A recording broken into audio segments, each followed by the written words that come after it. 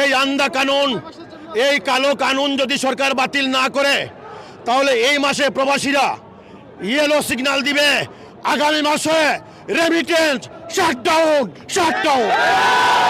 বলে দিলাম। আপনার পরিচয়টা দিয়ে। আমি আহমেদ রিয়াজ, বাংলাদেশ প্রবাসী কল্যাণ পরিষদের চেয়ারম্যান। আমি 30 বছর থেকে প্রবাসীদের জন্য কাজ করি। ইনশাআল্লাহ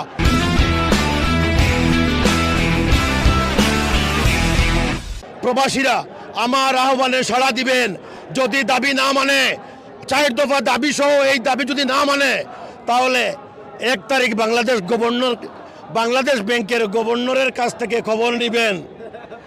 আগুন লাগাইল কোনে হাসন রাজার মনে, আগুন লাগাইল কোনে। আগুন লাগবে, আগুন জ্বলবে। প্রবাসীদের দাবি মেনে নাও।